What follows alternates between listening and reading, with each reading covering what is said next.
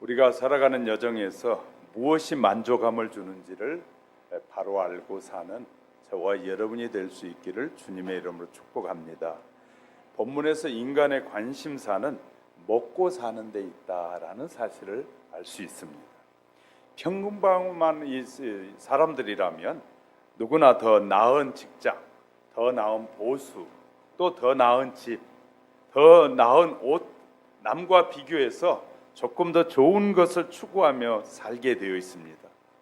그렇게 좋은 것을 입고 누리기 위해서 아끼고 모으고 한 푼이라도 벌기 위해서 안간힘을 쓰는 것이 사실입니다. 이러한 모습은 결코 잘못된 것은 아닌 것 같습니다. 다만 그것이 무엇을 위해서 얼마나 가치 있는 것을 가치 있느냐를 아는 데는 또 의문시가 될 수 있습니다. 단순히 물질에만 눈이 어두워서 그렇다면 그것은 매우 어리석고 우매한 일이 될 것입니다. 하나님은 이 땅에 인간을 창조하실 때 단 인간을 위해서 자신만을 위해서 살라고 하나님이 만드신 것 아니라는 것입니다. 하나님이 우리를 만드실 때는 나밖에 모르는 개인주의가 충만한 나를 위해서만 살라고 만드시지 않았다는 거예요. 하나님은 사람을 만드실 때 다른 사람을 섬기라고 만드셨어요. 근데 얼마나 많은 사람들이 자기밖에 모르는지. 오늘날 많은 교육들이 이기적인 교육을 해. 네가 최고야. 네가 하면 돼. 너야. 너. 막 자기밖에 모르게 만드는 것이 오늘날의 교육입니다.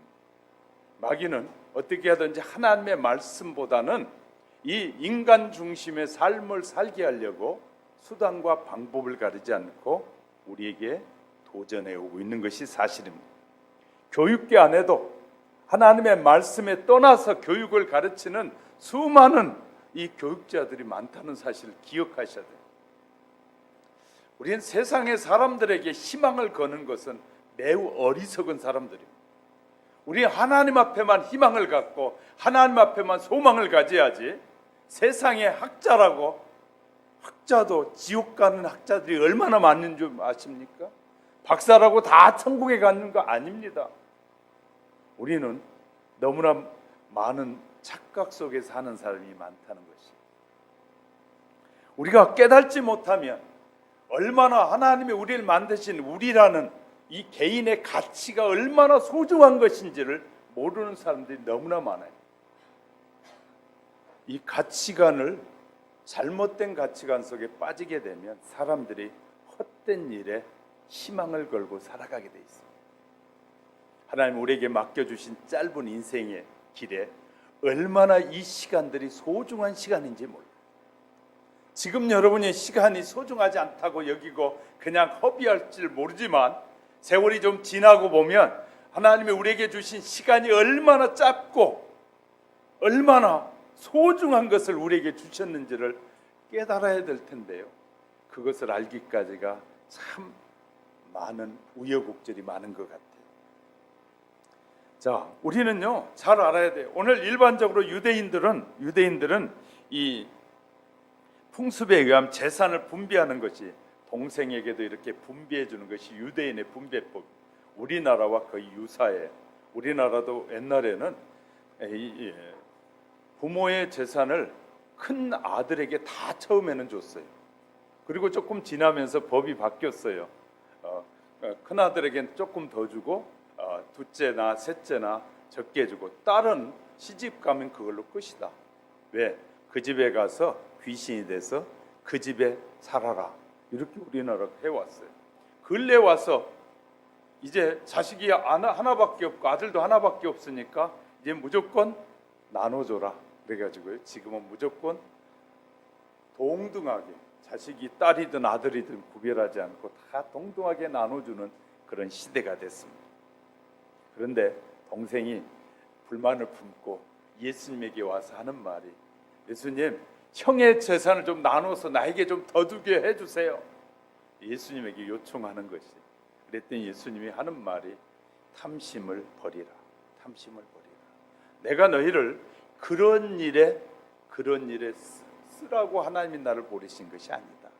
내가 이 땅에 온 것은 죽어가는 수많은 영혼을 살리는 일에 내가 목적이 있는 것이지 재산이나 분배해 주는데 판단자로 재판자로 온 것이 아니다. 예수님 말씀하시는. 우리는요, 이 세상에서 얼마나 가졌느냐, 누리고 사느냐, 그거에 꿈을 갖고 있다면 매우 어리석은 삶이 될 것입니다. 우리는 어떻게 하든지 있든 없든 배웠든지 배우지 않았든지 어떻게 하나님을 기쁘시게 하고 하나님이 원하신 뜻이 어디에 있을까? 나를 수많은 사람들 가운데서 선택하여 부르셔서 이렇게 나를 통해서 하길 원하시는 일이 무엇일지를 빨리 발견하는 사람일수록 가치 있는 인생이 될 것입니다. 자기가 누구인지도 모르고 내가 왜 부름을 받아서 교회에 와 있는지, 왜 여기 와서 하나님 앞에 예배 드리는데 나는 과연 무엇을 해야 아버지가 기뻐하실까, 나를 부르시니까 정말 기뻐하실지를 모르고 있다면 그 시간만큼 헛된 것이 없을 것입니다. 우리는요, 하나님께서 의미 없이 부르신 사람 단 하나도 없어요. 그런데 부름을 받은 자들이 의미 없이 느끼기 때문에, 의미 없다라고 여기기 때문에 문제가 될 것입니다. 자, 예수님은 현세적이고 세속적인 문제를 판단하러 오시지 않았어요. 예수님은 우리에게 우리의 인생을 구원한, 사람의 생명은 그곳에 있지 않다라고 15절에서도 말씀하잖아요. 사람의 참된 관심과 진정한 목표와 목적은 하나님께서 인간을 지으시고 호흡하시는 것에 있다. 하나님은 저와 여러분과 어느 날인가 헤어지게 될 텐데, 이제 영원히 하나님과 동행하는 삶을 사는 자가 있는가 하면 어느 날 헤어지는 사람이 생기게 된다는 거예요. 그런데 그 헤어짐은 영원한 헤어짐이 될 것임을 우리에게 말씀하고 있습니다.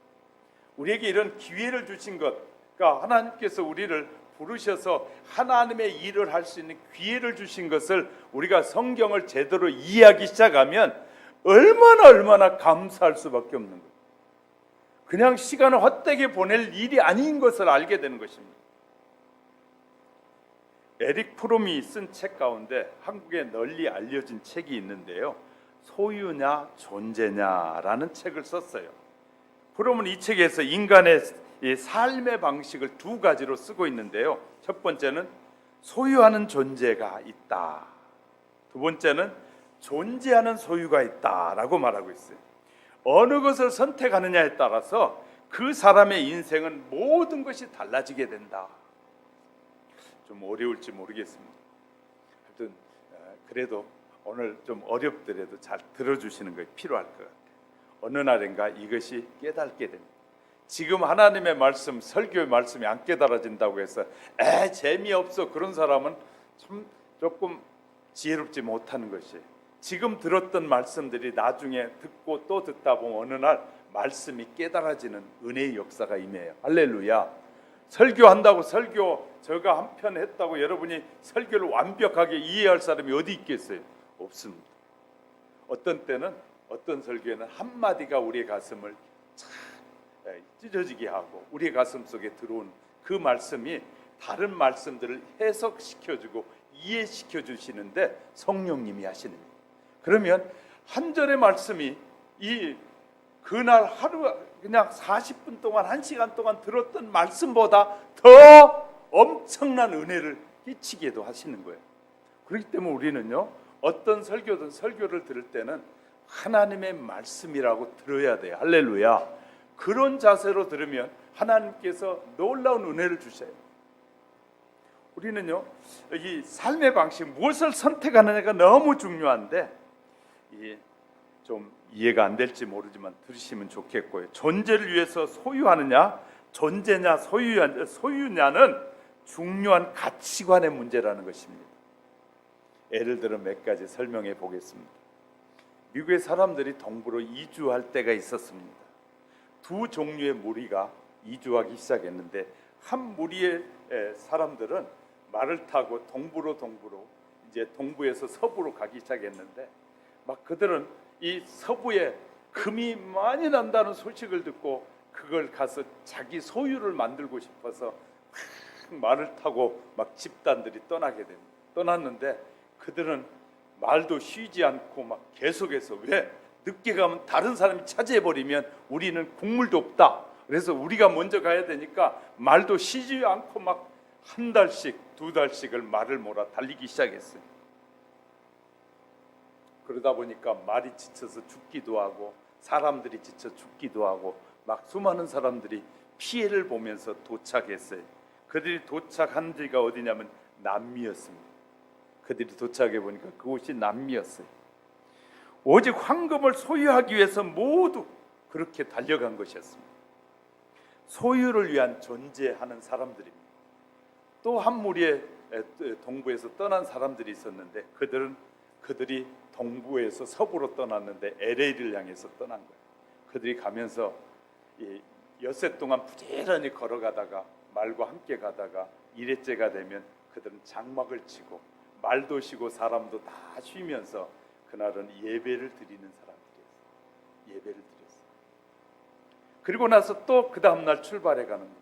그래 또 엿새가 지나면 또 쉬고, 사람들이 볼 때는 이게 늦게 가는 이들에게는 희망이 없는 것 같았어요. 그런데 결과는 어떻게 달라진 줄 아십니까? 예배하면서 그렇게 떠났던 사람들은 지금 LA의 부자가 됐고, 남미로 떠났던 그들은 가난뱅이가 됐다. 존재를 위해서 소유하느냐, 소유를 위해서 존재하느냐가 엄청난 결과를 가져온다고 우리에게 말하고 있습니다. 또 하나의 얘기를 말씀드립니다. 공산주의와 민주주의, 사회주의와 민주주의가 비슷하죠. 사회주의는 소유를 위해서 존재하는 하나님, 그래서 그들에게 하나님이 계시지 않는 것이에요. 자, 오직 유물사관으로 소유를 위해서 존재하는 자들입니다. 소련의 공산주의가 70년 만에 막을 내렸어요. 몇 년 전부터 북한은 70년이 되는 해가 언제냐면 1918년이 70년 해가 돼요. 그래서 외국에서 학자들 중에서 몇 년 전부터 2018년이 되면 북한은 망하게 될 것이다 라는 예언을 하는 예언가들이 많이 있었어요. 모르겠어요. 그래서 그런지 모르지만 올해부터 이상한 기류가 흐르기 시작하고 있어요. 소유를 위한 존재는 모든 것이 돈이 목적인 것이, 돈이면 된다는 것이, 언젠가는 이 돈이 목적인 사람 망하게 될 것입니다. 그러나 민주주의는 그렇지 않습니다. 존재를 위한 소유하려고 하는 것이죠. 존재의 목적이요, 소유는 수단인 것이에요. 그러므로 공산주의는 하나님의 방법, 사회주의는 하나님의 방법이 아니다. 이런 얘기가 있더라고요. 공산당원이 한 기술자에게 말굽을 만들어 달라고 했더니 그는 매일 말굽을 만드는 일을 하는 그런 기능공이었어요. 그는 하루에 24개의 말굽을 만들어서 이제 당에다가 바치는 사람이었어요. 간부가 어느 날 와가지고 내 말이 지금 어디 가야 되는데 급하니까 내 말굽을 하나 만들어주고 해 하고 요청하는 것이었어요. 그래서 이분이 막 빨리 만들어서 보내기 위해서 이분을 만들었는데 10분 만에 말굽을 하나 딱 만들어 가지고 딱 드렸더니 당원이 그때 시간을 딱 재고 있더니 10분 만에 말굽 하나 딱 만들거든요. 수고했네 그러더니 전에 10분 만에 하나 만드니까 1시간이면 6개구만. 그러면 하루에 8시간을 일하면 몇 개인가? 48개가 만들어져.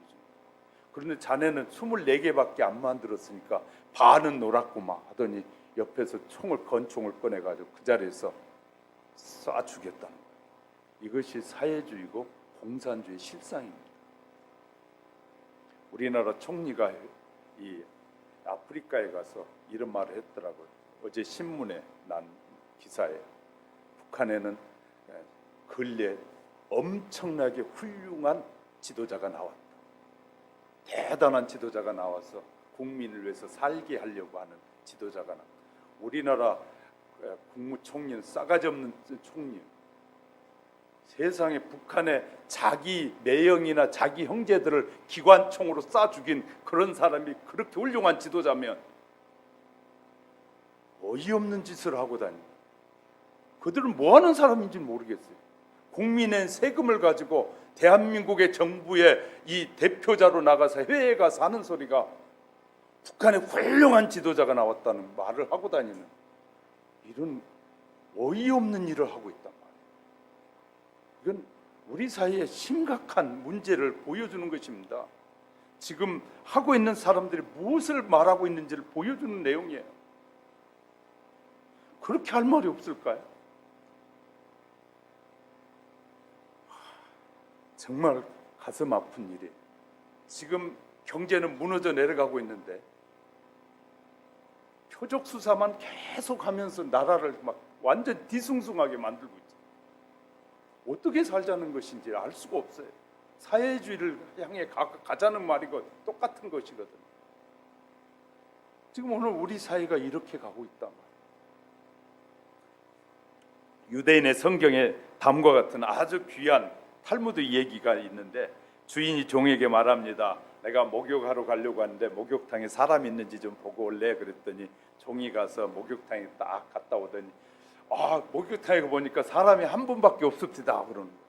그래서 주인은 사람이 없어서 빨리 가서 샤워를 하고 와야겠다 하고 가봤더니 목욕탕에 사람이 바글바글하는 것이에요. 그래서 몸을 간단하게 씻고 돌아와서 종을 불러놓고 야 이놈아, 아니 거기에 사람이 바글바글 하더니 너는 한 사람밖에 없다고 하지 않았느냐? 그랬더니 종이 하는 말이 주인님, 사람이라고 다 사람입니까? 목욕탕 앞에 제가 가보니까 돌이 이런 바위가 하나 있는데 사람들이 가다 걸리면 넘어져서 피해가고 하지 그 돌을 옮겨놓는 사람 하나도 없는데 한참 기다리니까 한 사람이 오다가 그 돌을 보고 옮겨놓고 다른 사람이 걸려 넘어지지 않게 옮겨놓고 들어간 그 사람만 사람이에요. 그렇게 말하더니 사람이라고 다 사람이 아니야. 그리스도인이라고 다 그리스도인이 아니야. 하나님의 말씀대로 살지 않고 하나님의 뜻대로 살지 않으려고 하는 사람은 하나님의 사람이 아닌 것이에요. 우리는 우리 자신을 돌아봐야 돼요. 내가 정말 하나님의 사람이냐?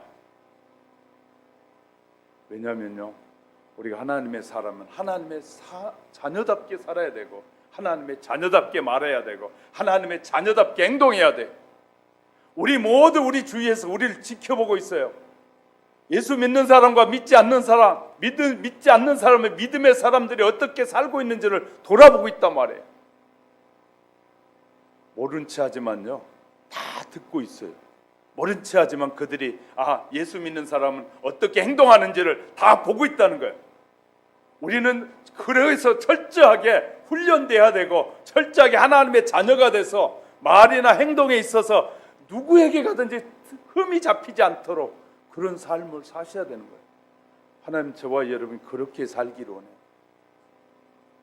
여러분, 우리 주위에 얼마나 많은 증인들이 있는 줄 아십니까? 하나님의 나라에 들어가면 여러분이 하나님 내가 언제 그런 적이 있습니까? 라고 말할 때 수많은 증인들을 내세울 것입니다. 우리는요, 모든 삶이 정결해지도록 깨끗해지도록 하나님이 원하시는 기준의 삶을 살기 위해서 뭐 해야 돼요? 힘쓰고 애쓰고 기도하면서 준비하는 삶을 살아야 될 줄 믿으시기 바랍니다. 사람이라고 다 진짜 사람이 아니라면 사람다운 사람이어야 되고 그리스도인은 그리스도인다운 그리스도인이 돼야 하나님 앞에 영광이 됩니다. 오늘 삶의 목적이 다른 사람들이 볼 수 있을 것입니다. 그 가운데 여러 종류 중에서 존재와 소유에 대한 세 종류를 살펴보려고 하는데 살펴가는 새 하나님께서 서론이 길었죠. 더 큰 은혜가 저와 여러분의 임하시길 주님의 이름으로 축복합니다. 첫째는요, 소유를 목적으로 존재하는 사람들이 있다라는 것입니다. 오직 소유를 목적으로 둔 사람은 소유를 위해서 존재하는 사람입니다. 이들은 돈이 오직 나의 목적이기에 돈이면 된다, 돈이면 된다, 돈이면 다다, 돈이면 다다라고 빨리 하면 어떻게 되는 줄 아십니까? 한번 해보셔요. 자, 돈이면 다다. 시작. 빨리 해보라고요. 시작. 왜 잘 못해요? 돈이면 다다, 돈이면 다다, 돈이면 다다, 돈다. 뭐예요? 돈이면 다다는 사람들이 다 돌아요. 그래서 갑질을 하잖아요. 돈으로 사람을 갑질하잖아요. 사람을 사람답게 여기지 않고 사람을 사람답게 여기지 않는 사람들이 돈 있는 사람 돌아버렸어요. 그러니까 우리가 돌지 않으려면 사람을 뭐 해야 된대? 존중히 여길 줄 알아요. 할렐루야. 아내는 남편을 존중히 여겨야 돼요. 남편은 아내를 존중히 여길 때 그 가정은 건강한 가정이 됩니다. 그러니까 우리가요 서로 자기 잘났다고 막 말하는 사람 그런 가정일수록 다 문제가 생기는 것입니다. 산신령이 나무꾼에게 나타나서 물었습니다. 소원 한 가지만 들어줄 테니 말해봐라. 나무꾼은 이 결혼을 하긴 했는데 돈이 없어 가난하다 말이에요. 그래서 이 산신령에게 돈도 주고 여자도 주면 좋겠습니다 라고 해서 요청했더니 산신령이 하는 말이 아니 한 가지만 달라 그러는데 너는 자꾸 두 가지 달라 그러니 그래 네가 원하는 걸 줄게. 그러고 줬는데 돈 여자를 줬다. 유머입니다. 우리는요 오직 소유하는 마음에 목적을 두는 사람은 소유하는 존재가 되는 것이에요. 그래서요 한국 사람은 소유하는 존재예요. 그래 왜 알 수 있느냐? 우리 언어 속에서 그것이 나타나고 있어요. 한국 언어가 다 그 소유하는 존재로서의 표현을 하며 살아요. 자, 한국 사람 표현 중에 언어 표현 중에 존재를 속하기에 모두 다 먹어버리는데 한국어 표현에서 뭐 존재하는 양식 중에서 먹는 언어 한국은 더위도 먹어요. 더위도 먹어버려요. 자, 한번 해봅시다. 나이도 먹어요. 심지어 욕도 먹어버려요. 그것만인가요? 벌점도 먹어요. 골탕도 먹어요. 애도 겁도 다 먹어요. 우리 어느 해는 무조건 다 입으로 들어가 소유해. 그래서 오래전의 얘기지만 그 유명한 권투 선수가 해외에서 해가지고 이걸 실전 8기로 일어나가지고 탁 따고 하는 말이 한국에 전화했거든요. 엄마한테 하는 말이 뭔지 아십니까? 엄마, 나 챔피언도 먹었다. 뇌물도 먹었다. 챙기는 것이 아니라 다 먹어버려. 세상에 챔피언도 먹는 사람 우리나라밖에 없다고 해외 언론이 말했거든요. 한국 사람은 다 입으로 다 들어가 버립니다. 이거 매우 위험한 일. 예수님께서 이런 말씀을 하셨어요. 한 부자가 있었는데 어느 해 농사가 잘 돼 소출이 많고 곡식이 풍부해서 미처 쌓을 곳이 없을 정도로 많다라고 생각한 농부가 중얼거리기를 내가 이렇게 하리라. 우리 창고가 좁으니까 더 창고를 크게 지어가지고 그냥 더 많은 걸 쌓아놓고 편히 쉬리라. 그럴 때 하나님께서 그 소리를 들으시고 하는 말이 오늘 밤 네 영혼을 거둬가면 네가 그렇게 쌓아놓은 것이 네 것이 되겠느냐라고 물으십니다. 우리는 아무리 우리가 수고해도 하나님께서 우리의 영혼을 거둬가시면 내 것이 아무것도 없어요. 우리는 너무나 이 허무한 가운데 사는 것을 모르는 사람들이 많아요. 구약 성경에 나오는 아간이라는 출애굽기에 아간이 나오는데 여리고성 싸움에서 대승을 거두고 이 이스라엘 백성들이 사기가 하늘 찌르듯이 올라갔어요. 다음 전투는 아이성 싸움이에요. 아이성 싸움인데 이제 이 여리고성을 이기고 나니까 이스라엘 백성들에게 막 자신감이 생기니까 아이성은 손바닥만한 그런 성으로 보이는 것이에요. 그래서 정탐꾼을 탁 보내봤더니 별것 아닌 것 같아. 그랬더니 요수아에게 보고하기를 그 성은 손바닥만하니까 다 갈 거 없습니다. 2-3천 명만 가면 다 우리가 먹을 수 있는 성입니다 하고 갔다가 그 전쟁에 패배하게 됐어요. 많은 이스라엘 사람들이 죽게 돼. 하나님 앞에 기도합니다. 하나님은 우리의 전투에 다 승리를 준다고 했는데 왜 우리가 가서 이 많은 우리의 군사들이 죽었습니까? 그랬더니 하나님께서 그 이유를 가르쳐 주셨어요. 요수아에게 하나님께서 아간의 죄 때문이다.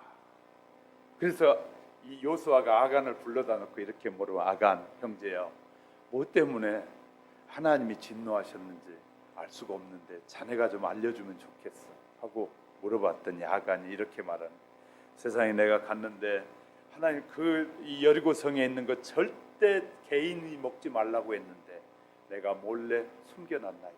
우리 집, 우리 텐트 밑에, 방바닥 밑에 파고 그곳에 감춰놨습니다. 이런 고백을 듣고 찾아가서 파봤더니 정말 그 속에는 하나님의 말씀을 거역한 증거물들이 그곳에 다 나오게 돼요.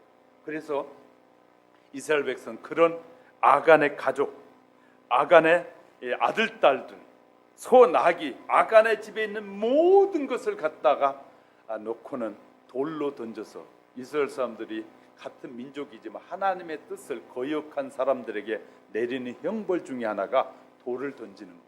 그래서 사람들이 막 돌을 던져서 머리가 깨지고 막 몸이 부서져서 다 죽고 난 그 위에다 돌을 더 많이 던져서 돌 무더기를 만들어버리고 말았어요.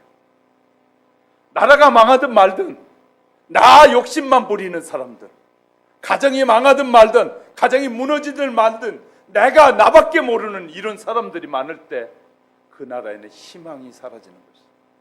우리는 하나님의 말씀대로 살면 절대 무너질 일이 없어요. 하나님의 말씀대로 우리가 바르게 살면 우리의 개인도 무너지지 않고 우리의 가정도 무너지지 않고 하나님의 말씀대로 살면 대한민국도 망하지 않을 것입니다. 그러나 하나님의 말씀에서 떠나게 될 때 대한민국도 망한다는 것이에요. 누가 대한민국 영원하다고 말하겠습니까? 우리는 잘 아셔야 돼요. 근데 하나님은 가장 먼저 찾는 분이 누구냐? 하나님의 자녀들에게 너희가 세상에 어떤 모습을 보였느냐를 하나님이 찾으신다. 우리 한 사람 한 사람 그리스도인들이 어떻게 사느냐에 따라 대한민국의 미래가 걸려 있다면 적당한 신앙생활에서는 안 되죠. 분명하고 확실한 신앙생활을 해야 될 것입니다. 또 예수님은 이런 말씀도 하셨어요. 마가복음 10장 25절에 가보면 약대가 바늘기로 나가는 것이 부자가 하나님의 나라에 들어가는 것보다 쉽다, 이런 말씀을 하셨어요. 소유를 위한 존재를 호되게 야단치는 이 말씀인데, 이 말씀 이런 거예요. 예수님의 당시에 그 주위에 성을 쌓고 살았어요. 왜? 막 이웃 나라들이 자꾸 침범해 들어오니까 성을 쌓고 사는데 아주 조그만 문을 하나 만들어 놓고 밤이면 다 문을 닫아버려요. 그리고 나서 조그만 문은 그 시간에 못 들어온 사람들이 기어 들어올 수 있는 문을 하나 만들어 놓는 거예요. 그러니까 밖에 나갔다 시간이 늦어서 어쩔 수 없이 그 시간에 못 들어오면 이 성문을 닫아버리고 그 다음에 들어올 수 있는 사람은 그 조그만 문으로 기어 들어올 수 있게만 만들어 놓은 것이에요. 그런 문이 있는데 예수님이 이 문을 비유로 해서 설명하고 있는 것이, 낙타가 바늘기로 들어가는 것이 부자가 들어가는 것보다 더 빠르게 들어갈 수 있다. 뭐 때문에 그러느냐? 문이 얕고 적은 문인데요, 낙타가 들어올 때는 짐을 내려놔야 겨우 낙타가 들어오는 거예요. 그리고 들어온 다음에 또 그 낙타에 실었던 물건을 가지고 와서 해야 되는데, 들어온 다음에는 좁은 길이기 때문에 적이 침범해 들어오면 그 안에서 다 죽게 되는 것이. 그렇기 때문에 그런 문을 만드는. 그런데 낙타가 들어가는 것보다 부자가 들어가는 게 훨씬 어렵다는 것이. 그런데도 그런 설교를 해도 많은 크리스찬들이 부자가 되고 싶어 한다는 거예요. 부자가 되고 싶어. 우리가 가치관이 올바른 기독교 가치관으로 정립되지 않는 사람이 부자가 되면 타락할까요? 안 할까요? 대부분이 타락해요. 가치관이 기독교 가치관으로 정확하게 정립되지 않는 사람이 엄청난 부자가 되면 하나님을 멀리하지 가까이 하지 않는 것이. 그러므로 우리 가난한 것 결코 나쁜 것이 아닙니다. 가난하게 사는 것이 슬픈 일도 아니에요. 왜냐하면 하나님이 나를 사랑하셔서 내가 타락할까 봐 하나님의 전에서 멀어지지 않게 하시려고 우리에게 그만큼만 주셨다고 생각하면 얼마나 좋아요. 우리의 믿음이 성장하면서 축복도 자꾸 함께 커져야지, 우리의 믿음은 성장하지 않고 축복만 커져버리면 결국은 가분수가 돼서 믿음이 없는 인생의 길을 가고 만다는 것이죠. 그렇기 때문에 우리는요, 먼저 키워야 할 것이 우리 하나님의 약속의 말씀을 믿는 믿음이 쑥쑥 커야 돼. 그 다음에 그의 믿음과 함께 해야 하나님이 주신 것을 소중하게 여기고 그것을 아름답게 쓸 수 있다는 거야. 할렐루야. 우리의 믿음은 키우지 않고 늘 하나님 앞에 기도하는 것이, 하나님 돈만 주고 뭐만 달라고만 자꾸 기도하니까 우리의 믿음이 성장하지 않은 경우가 너무 많다는 사실이에요. 저와 여러분의 믿음이 자라는 것이 더 중요하다는 사실이에요. 소유를 위해서 존재는 하나님을 기쁘시게 하지 않는 1차원적인 사람입니다. 사람이라고 다 사람이 아닙니다. 이런 사람은 돈이 없으면 무시당한다고 생각해서 돈이 상전이 되고 맙니다. 돈이 많아야 사람이 따른다고 생각하는 사람들입니다. 돈이 목적이 되면 안 된다 그 말이죠. 이런 사람은 돈 조금 주면 사람도 죽이는 사람들, 요새 그런 사람 있잖아요. 돈 조금 받으면 다른 사람을 죽이는 사람. 돈이 최고기 때문에 돈을 받고 사람을 죽이는 사람이 되는 거예요. 이런 사람들 심각한 사람이 되는 것이죠. 우리 그리스도인들 중에서도 이 정당의 지도자들을 세울 때, 지도자를 뽑을 때 돈 받고 친척이라고 가까운 이 학연 지연을 통해서 찍는 사람들이 얼마나 많은지 몰라요. 정말 그 사람들이 국민을 위해서 좋은 정책을 가지고 오느냐를 보고 찍어야 되는데, 내가 좋아하는 사람이랑 무조건 찍고 성경적이냐 성경적이지 않느냐도 찾지 못하는 우리의 이 기독교적인 가치관이 전혀 없이 바라보고 찍을 때 사회는 무너지게 되는 것이에요. 우리 좀 이런 기본적인 지식이라도 우리가 좀 가져야 되거든요. 그 사람들 정말 국민을 위해서 사는 사람이냐, 이걸 볼 줄 아는 눈이 열려야 돼요. 그렇지 않으면 평생 고생만 하는 거예요. 지금 계속 올라가는 게 뭐예요? 세금만 올라가요. 결국은요, 모두 다 함께 공멸할 수밖에 없어요.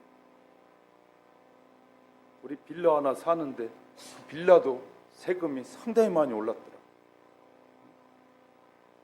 결국 자꾸 주머니 털어서 결국 뭐 먹고 살는지 모르겠어요. 심각한 문제들이 도래하고 있다는 사실을. 기독교에는요, 이 보는 눈이 달라야 됩니다. 세상 사람들이 보고 판단하는 눈과 하나님의 자녀들이 보는 눈은 달라야 된다는 것이에요. 세상 사람들이 말하는 것에 귀를 기울이고 그곳에 귀를 기울이면 기울일수록 우리의 인생은 하나님에게서 떠나가야 되는 것이에요. 우리는 하나님의 말씀에 귀를 기울여야 돼.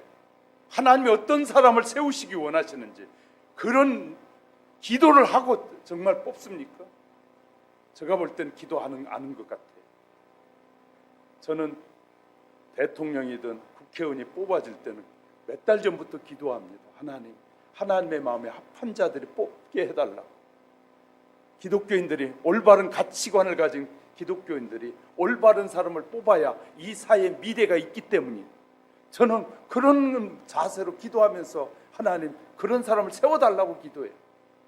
그런데 생각보다 많은 그리스도인들도 가치관이 분명하지 않기 때문에 누구를 뽑아야 되는지에 대한 분별력이 없는 것을 보게 된다. 우리는요, 기억해야 됩니다. 하나님은 결코 우리가 한 일에 대해서 결코 그냥 넘어가지 않습니다. 우리가 잘못된 선택을 했으면 그 선택에 대한 대가가 다 주어지게 될 것입니다. 잘못된 선택, 내가 사업을 잘못했어요, 그래가지고 무너져 보세요. 얼마나 사업 때문에 고통을 당하는지. 내가 잘못한 선택에 대한 대가는 다 지불해야 됩니다. 이런 것도 우리가 기본적으로 그리스도인은 알아야 되거든요. 하나님은 우리의 잘못은 용서해줘요. 고백하는 자의 죄는 용서해줘요. 그러나 그에 대한 결과는 책임지게 하신 하나님. 결코 쉽지 않는 일입니다. 그래서 제가 하나님 앞에 기도하는 것이에요. 왜? 하나님의 지혜가 필요하다고 구하는 것이에요.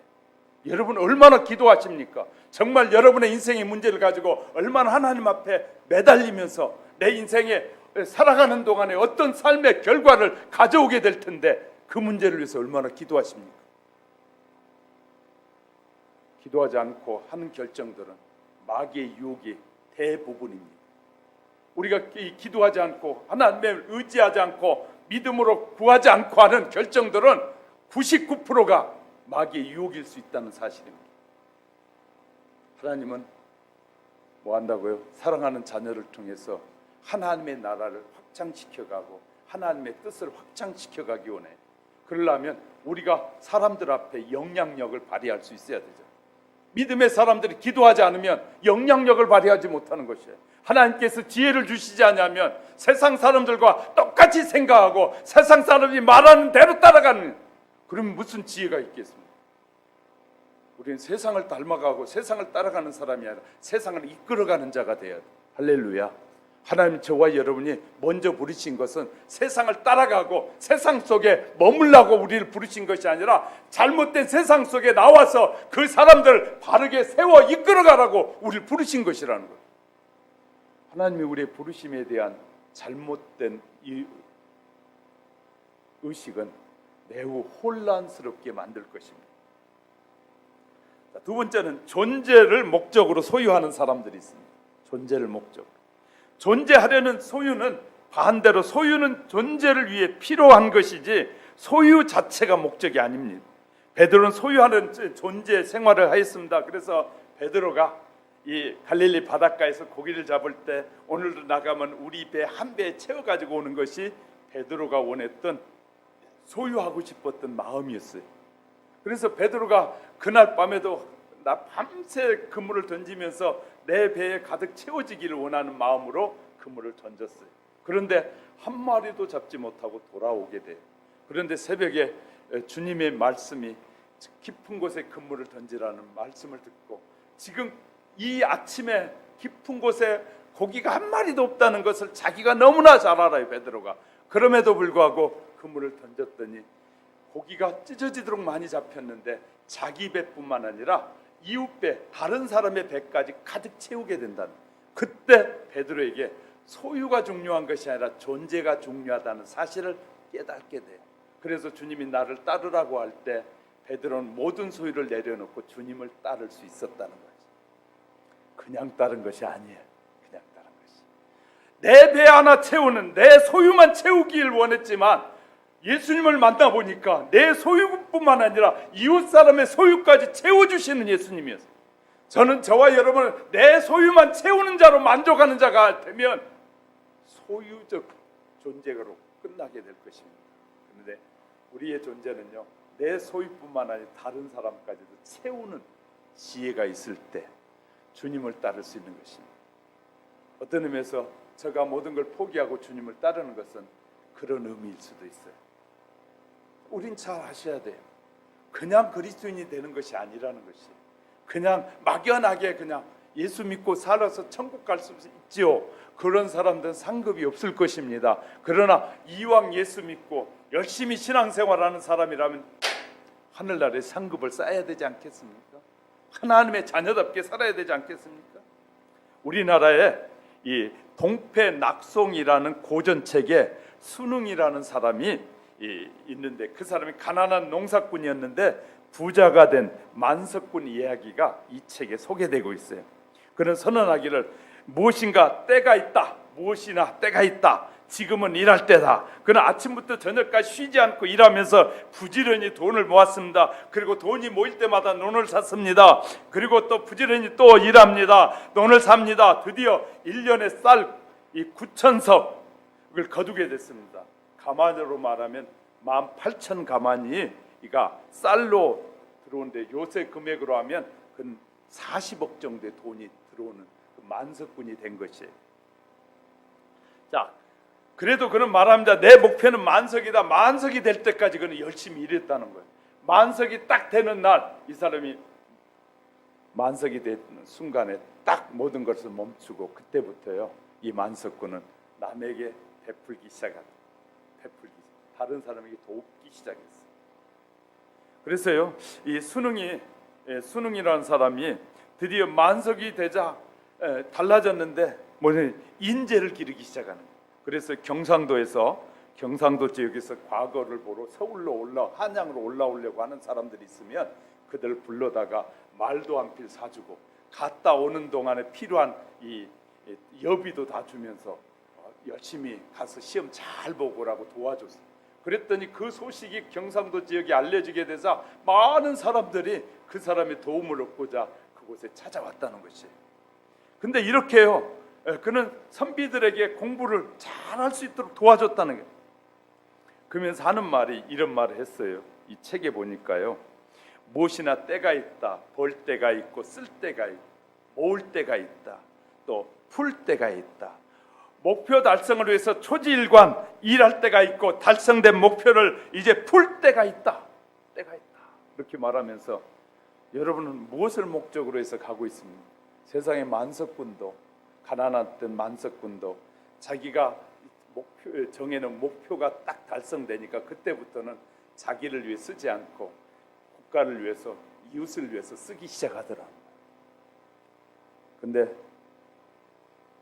우리의 잘못하면 우리의 안에 욕심이 막 들어가기 시작하면 남을 위해서 베풀지 못하게 되는 거예요. 여러분은 어떤 목적을 가지고 하나님 앞에 기도하고 있습니까? 막연하게 그냥 교회 와서 그냥 신앙생활하는 것은 하나님이 그렇게 기뻐하시지 않는 것 같아요. 이왕 하나님 앞에 나와서 목적을 가지고 기도하셔야지. 하나님, 이 일을 통해서 하나님이 원하시는 어떤 뜻을 이루고 싶다는 그런 꿈이 없는, 비전이 없는 신자가 되면 안 돼요. 하나님은 저와 여러분에게 자꾸 비전을 주시는 것이에요. 내가 너를 통해서 하고 싶은 일이 있다. 내가 너를 통해서 이루고 싶은 일이 있다 라고 하는데 우린 그 소리는 안 듣고요. 하나님, 내가 복 주셔. 내가 나가서 사람들 앞에 내 얼굴 보이고 사람들이 날 보고 잘했다. 이런 자기 칭찬만 받고 싶어하는 그런 믿음을 갖고 있지는 않는지요. 여러분은 무엇을 위해서 일하고 계십니까? 우리는 이 시간에, 이 더운 여름에도 이런 사실을 한번 되새겨 볼 필요가 있을 것입니다.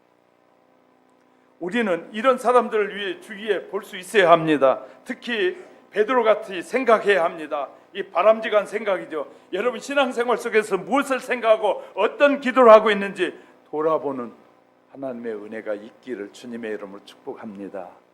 이런 목적이 분명해지면 기도도 분명해집니다. 무엇을 구해야 할지를 알기 때문에. 세 번째, 소유와 존재를 동시에 하는 사람들이 있습니다. 지금까지 1차원적인 사람은 소유하는 존재고 2차원적인 사람은 존재하는 소유라고 말씀드렸어요. 3차원의 사람이 있는데요, 소유냐 존재냐 어느 것이냐, 물질 중심이냐 소유를 위한 존재냐, 사람 중심주의 존재를 위한 소유냐. 그러나 가장 합리적인 대답은 뭘까요? 소유냐 존재냐가 아니라 소유도 존재도 다 필요하다는 것이. 이제 믿음이 적은 사람은 소유냐 존재냐에 이렇게만 머물지만 실은 예수님이 내 안에 계시기 시작하면 소유도 있어야 되고 존재도 필요한 것이. 왜? 하나님의 영광을 위해 쓰이기 위해서. 할렐루야. 이 사실을 우리가 좀 알아야 되는 것입니다. 자, 존재와 소유가 이런 것과 같다고 말씀드리고 싶어요. 새가 날개가 하나만 있으면 날까요, 못 날까요? 날 수가 없어요. 새는 날개가 두 개 있어야만 균형을 잡혀요. 소유와 존재가 함께 균형을 잡히게 될 때 건강한 비행이 가능해지는 것입니다. 뿐만 아니죠. 기차에 이 기찻길에도 두 개, 이 레일이 하나만 있으면 기차가 달릴 수 없습니다. 레일이 두 개일 때 한쪽 레일만 있으면 달릴 수 없습니다. 소유냐 존재냐가 아니라 존재도 소유도 다 필요한 것입니다. 이 두 가지 균형을 잡고 생활한 사람이 3차원적인 사람입니다. 어느 목사님이 이런 간증을 하시더라고요. 세미나를 마치고 이제 이천에 있는 그 온천에 들어가서 이제 교회 가기 전에 온천을 하고 가려고 들어갔는데 여러 목사님들이 세미나 마쳤으니까 같이 들어갔는데 한 목사님의 배가 여기서부터 요 아래까지 쭉 수술한 자국이 쫙 나 있는 것이. 그랬더니 한 분이 그 목사님에게 아니 배에 이렇게 큰 대수술 하셨네요. 그랬더니 대수술했다고. 어떻게 된 것인데요? 그랬더니 그 목사님이 들려줍니다. 내가 건강하게 목회를 하다가 어느 날 속이 쓰리고 불편해서 병원에 가서 진찰을 했더니 암으로 발견됐는데 세상에 사기라 의사가 더 이상 손을 댈 수 없으니까 암을 더 이상 손을 댈 수 없으니까 그냥 조금 잘 먹고 살다가 하시다가 가시는 게 가장 좋겠습니다. 그러는 거죠. 그래가지고요, 그러냐고, 그래도 수술은 해봐야 되지 않겠냐고 그랬더니, 그러면 한번 수술하자고. 그래서 날짜를 정했답니다. 날짜를 정해놓고 이제 돌아왔더니 그 소문이 성도들의 입을 통해서 전해지니까 보험회사를 다니신 분이 쫓아왔더라는. 목사님, 보험 지금 들면 소급 적용을 해가지고 하여튼 치료비라도 쓰기 한 700만 원쯤은 나오게 해드릴 테니까 빨리 드시라고 그러더라는. 그래서 목사님이 그랬답니다. 아니, 목사가 정직하게 살아야지 어떻게 700만 원 나온다고 소급 적용하러 지금 보험을 들어가지고 하라고 하느냐고. 나는 하나님 앞에 다 맡긴 삶을 살기로 했으니까 하나님 앞에 맡기려고 한다고 그랬더니, 목사님 무슨 말입니까? 그것이 바로 지혜로운 삶이 아니냐고 그러더라는 거예요. 성도가 보험하시는 성도가 그러더랍니다. 그래서 유혹도 오더랍니다. 그런데도 과감하게 목사가 하나님 앞에 다 맡기고 살기로 했으니까 그런 소리 하지 말라고, 하나님께 맡기겠다고 그랬답니다. 그랬더니 이제 보험회사 지휘 하시는 성도는 돌아갔는데요. 이제 주일이 지나야 이제 수술이라도 해보려고 이제 가려고 주일날 예배를 드리는데, 이렇게 예배를 인도하고 있는데 발끝부터 뭐가 찡하고 뭐가 올라오기 시작한 예배를 드리는 중간에. 그런데 그 순간에 목사님의 생각 속에 하나님이 암을 치료하신다는 생각이 들더라는 거예요. 예배를 다 마치고 이제 날짜가 돼서 그날 서울에 있는 모 중앙병원에 가서 다시 입원을 해가지고 수술하려고 배를 딱 갈랐는데 보니까 암이 콩알 만한 암 하나만 있더라는 거예요. 의사가 그러더랍니다. 수술하면서 이상하다. 분명히 이렇게 큰 암으로 더 이상 수술할 수 없는 일인데 어떻게 된 것이 암이 콩알만한 암으로 됐냐고, 이해가 할 수 없다고 하면서 수술하면서 그랬다는 거예요. 기적이 일어나는 것이죠. 그런데요, 그 목사님이 그 다음 얘기가 더 재미있어요. 그렇게 해서 자기가 수술을 하고 이제 입원해서 들어놓여 있는데, 입원 저분이 와서 큰 수술했다고 주고 간 돈이 얼마냐면 2천만 원이더래요. 700만 원 안 받고 하나님 앞에 맡기니까 하나님이 2천만 원을 주신다. 하나님은요, 우리가 하나님의 뜻대로 정직하게 살려고 하면 하나님이 도와주신다. 할렐루야. 이 하나님이 도우심을 구하며 살면요, 얼마나 좋은지 몰라요. 자꾸 어떻게든지 사람들에게 편법을 써서라도 사람을 속이고 거짓된 것을 해야만이 내가 넉넉해진다고 생각하는 것은 어리석은 일일 수 있습니다. 우리는요, 하나님의 뜻대로 살려고 해요. 유대인들의 탈무드에 두 가지 핵심적인 말을 하고 있는데, 돈은 중요한 것이 아니다, 필요한 것이다. 이 말은 소유와 존재를 조화시킨 아주 멋진 표현이에요. 돈은 중요하지 않지만 필요한 것입니다. 존재를 위해서 필요한 것이지 중요한 것은 아닙니다. 돈이 아니라 존재라는 것이죠. 돈 때문에 이 인격을 망쳐서는 안 되지 않겠습니까? 소유하고 천국을 포기해서는 안 되지 않겠어요? 부자 청년의 얘기가 바로 그런 것입니다. 부자 청년 예수님께 와서 이렇게 말하잖아요. 영생을 얻게 되었다고 물었습니다. 어떻게 해야 영생을 얻게 되냐고 물었더니 예수님이 율법을 잘 지키라고 말합니다. 그랬더니 부자 청년은 어려서부터 다 지켰다고 하는 것이에요. 그랬더니 예수님이 하신 말씀이, 그럼 너 재산을 다 팔아서 가난한 자들에게 주고 너는 와서 나를 따르라 그랬더니 그는 고민하고 돈 때문에 천국을 포기하고 떠났단 말이에요. 여러분, 돈과 천국을 뭘로 바꿀 수 있습니까? 그런데 그 많은 사람들이 그런 사람들이 있다는 것이에요. 자, 돈은 필요한 것입니다. 천국은 아주 중요한 것입니다. 천국은 중요한 것이에요. 그런데 이 부자는, 청년은 돈은 중요하고 천국은 필요 없는 것이라고 여긴 것이에요. 우린 잘 아셔야 돼요. 이 세상에 돈 없어도 우리는 천국 갈 수 있어요. 그러나 잘 아셔야 돼요. 천국을 포기한 사람은 아무리 돈이 많이 있어도 별 볼 일 없는 사람, 죽음이 인생을 마무리해버리고 맙니다. 또 하나, 가난은 죄도 아니요 명예도 아닙니다. 빈지갑이 명예일 수는 없습니다. 그러므로 소유를 부정해서 안 되죠. 무소유라는 것은 아무것도 가지지 않는 것이 무소유가. 사람들은요 잘못 이해한 사람들이 너무나 많더라고요. 세상 사람들은 무소유가 아무것도 없는 것이 무소유라고 말해도 그건 괜찮아요. 그러나 그리스도에는 무소유가 뭐냐면 꼭 있어야 될 것만 있는 것이 무소유예요. 이해하셨으면 아멘. 하나님은 우리에게 있어야 될 것은 다 채워주신 하나님. 할렐루야. 우리가 이 하나님의 말씀을 알면 이런 것들이요 잘 보이게 됩니다. 탈무드에 이런 말이 있어요. 현명한 사람은 돈의 위력을 알지만 부자는 지혜의 위력을 모르기에 현명한 사람이 더 위대하다라고 말하고 있어요. 돈이 얼마나 중요한지 알았지만 지혜가 얼마나 더 중요한지 아는 것이 소유가 중요한 것이 아니라 뭐요? 존재도 중요하다는 사실 우리에게 말하고 있어요. 소유와 존재를 잘 조화시킨 사람이 있는데 3차원적인 사람이 우리나라에 있더라고요. 경주의 최부잣집의 이야기입니다. 그 가문은 유명한데 12대째 내려오면서 300년 동안 만석군의 가문이에요. 최부잣집의 가문이. 그런데요 일시적인 부자는 있을 수 있지만 12대나 되는 대를 이어가지고 부자가 된다는 것은 결코 쉬운 일이 아닙니다. 그런데 최부잣집은 12대, 우리로 말하면 300년 넘도록 부자로 지내온 최부자. 지금도 최부잣집에 지금은 기념관으로 해가지고 다 지금 되어 있는데 그렇게 되어 있어요. 그런데 이 가문의 철학과 경륜이 흐르고 있어요. 소위 유견이라는 것이 가문에 흐르고 있었는데요. 이 가문의 후손의 증언에 따르면 유년 시절부터 아침마다 일어나면 이 아이는 가장 먼저 할아버지 방에 들어가가지고 할아버지 방에 가서 붓으로 글을 쓴다. 6연을 늘 쓴다는 거예요. 아침마다. 그러면 할아버지 방에 일어나자마자 가서 6연을 쓰고 나와서 하루를 시작하고 또 다음날 아침에 일어나면 6연을 쓰고 또 하루를 시작하고 이렇게 해온다는 거예요.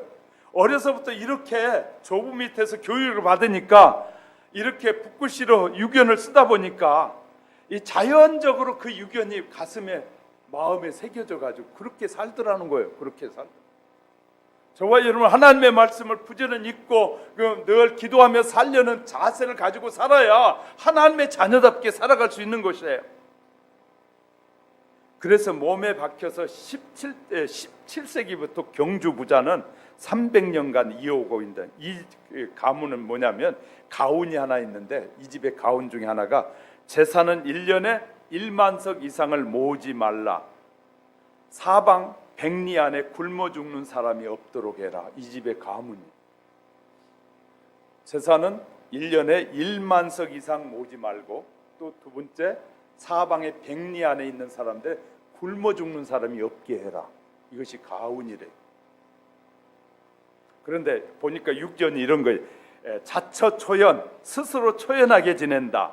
대인애연, 남에게 온화하라. 세 번째 무사직연, 일이 없을 때는 맞게 지내라. 네 번째 유사감년, 유사시에는 용감하게 지낸다. 다섯 번째 득이담년, 뜻을 얻었을 때는 담대하게 행동하라. 여섯 번째 시리태연, 시리에 빠졌을 땐 태연하게 행동해라. 이렇게요 6연을 써놓고 그렇게 했더니 자손 대대로 그 복을 누리고 있다라고 쓰고 있어요. 이 세상의 최부자도 이렇게 하는데 하나님은 우리에게 이렇게 약속하셨어요. 하나님의 뜻을 거역한 자에게는 3, 4대까지 벌을 내리시고 하나님의 말씀대로 사는 자들에게는 몇 대까지? 몇 대까지요? 1000대까지. 1000대라는 말은 무한히 축복하시겠다는, 하나님의 말씀을 따라 사는 백성에게는 하나님이 무한히 축복해 주지만 하나님의 뜻을 거역하면 3, 4대 징계가 계속되어지면 3, 4대 후에는 남아나지 않는다는 말이에요. 우리가요 하나님의 말씀을 이렇게 잘하는, 이제 말씀을 정리해 볼게요. 기독교의 인간과는 소유하는 존재가 아닙니다. 또한 존재하는 소유도 아닙니다. 존재와 소유 양자를 잘 잘 조화시키는 것이 기독교적 인간관. 할렐루야. 기독교. 소유냐 존재냐 이 질문에 성경적으로 대답하고 마치려고 합니다. 둘 다 중요한데 저와 여러분의 신앙생활 속에서 많이 열심히 벌어야죠. 일하지 말라는 것이 아닙니다. 벌어서 어떻게 쓸 것인지를 목적을 정하고 보는 것이 지혜로운 방법이다. 할렐루야. 목적이 없이 보면 그 돈은 낭비하게 되고 허비하게 되는데 목적을 가지고 벌게 되면 그 돈은 허비되지 않는다는 거예요. 그러니까 우리가 가치 있게 살려면 바로 하나님의 말씀 안에서 우리가 살아갈 때 소유냐 존재냐 둘 다 중요해. 그래서 조화 있게 쓰는 지혜가 우리 모두에게 필요하다. 할렐루야. 우리 하영교회 성도 여러분, 우리 모두는요 어떻게든지 우리는 하나님의 말씀대로 살려고 합시다. 하나님이 기뻐하시는 일에 포커스를 맞추십시다. 그래서요 하나님이 우리를 보면서 주고 싶어서 복을 주고 싶어서 달라고 하지 않아도 줄 수 있는 그런 믿음의 사람이 되는 것이, 저는 여러분이 그런 사람이 되길 주의 이름 축복합니다. 그래서요 금년에도 이제 반이 넘어갔지만 우리가 남은 시간 동안에도 최선을 다해서 목적을 가지고 주님의 뜻을 이루고자 힘쓰고 애쓰는 신실한 하나님의 사람들, 정말 하나님이 기뻐하는 신자들, 하나님이 원하시는 그리스도인, 그냥 외모만 그리스도인이 아니라 마음속 깊은 곳까지 아주 뼛속 깊이 그리스도인이 되는 저와 여러분이 될 수 있기를 주님의 이름으로 축복합니다. 기도하겠습니다.